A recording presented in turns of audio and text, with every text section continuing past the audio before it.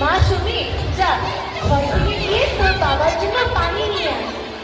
কি দিন আসলো, আমাদের সময়টা কি সুন্দরই না ছিল।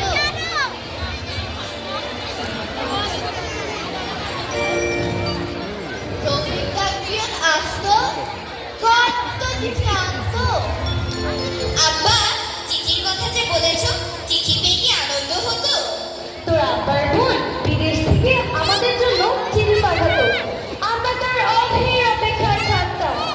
হ্যাঁ গো, ঠিক বললাম না সাবিরের বাবা? তা বটে, আমরা চিঠির আশায় থাকতাম, চিঠি পাওয়ার পর তা আগ্রহের সাথে পড়তাম এবং সেই চিঠির উত্তর দিতাম। আরে এখন এসবের প্রয়োজন কি? ফোনে মেসেজ করলেই তো হয়ে যায়। করিম চাচা, ও করিম চাচা, দেখেন কে আসছে। কে এলো? সালাম করিম ভাই। আরে রফিক ভাই নাকি? মা সুমি, দিয়ে একটা চা নিয়ে আয়।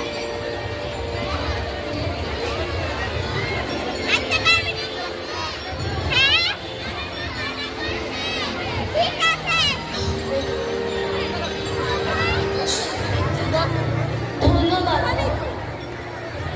হাবিব, তুমি রফিক ভাইকে কোথায় পেলে? আমি সাব্বিরের সাথে দেখা করতে আপনাদের বাড়ির দিকেই আসছিলাম। ও আচ্ছা, তাই নাকি? আসার সময় পথে হঠাৎ রফিক কাকুর সাথে দেখা। কথা প্রসঙ্গে জানলাম যে তিনিও আপনাদের বাড়ির দিকেই আসছেন, তাই তাকে সঙ্গে করে নিয়ে এলাম। কেমন আছেন করিম ভাই? অনেকদিন পর আসলাম। এখন তো আর চিঠি বিলানোর কাজ নাই, কিন্তু পুরান মানুষগুলোরে তো আর ভুলতে পারি না। রফিক ভাই, আমি তো বিশ্বাসই করতে পারছি না যে আপনি আমার সামনেই বসে আছেন। এক সময় আমি এ বাড়িতে কতবার আসছি। আপনাদের বড় আম্মা আপনাদের জন্য বিদেশ থেকে চিঠি পাঠাতো। ভাইজান, সেই চিঠিগুলো এখনো আমাদের কাছেই রয়ে গেছে।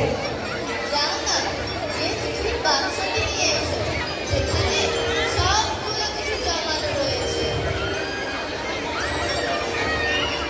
ঠিক আছে।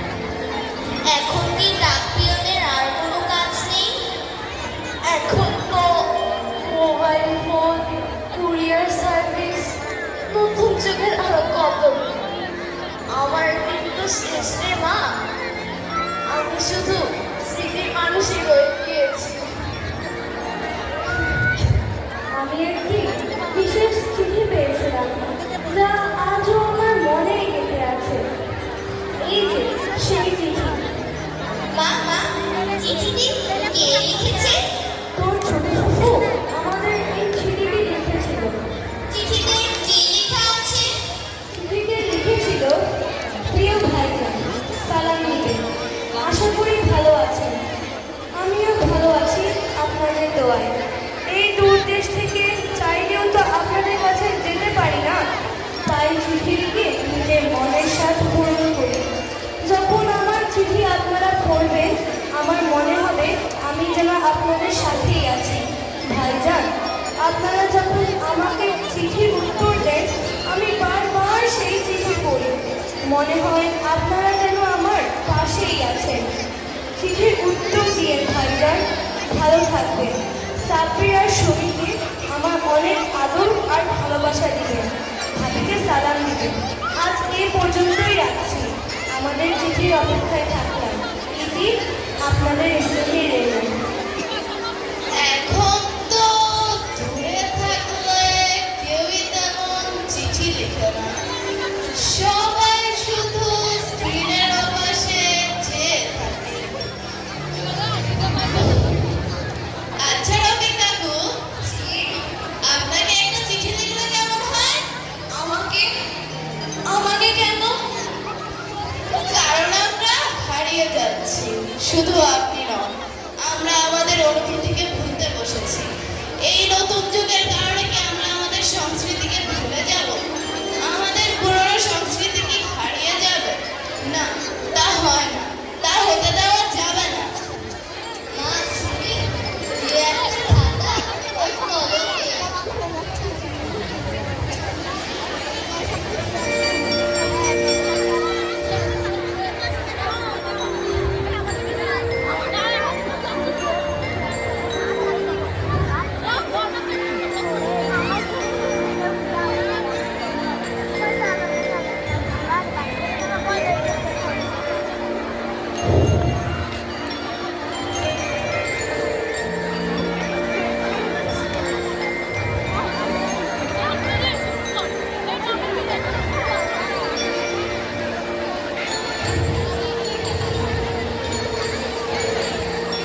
নিন রফিক কাকু, শুধুমাত্র আপনার জন্য।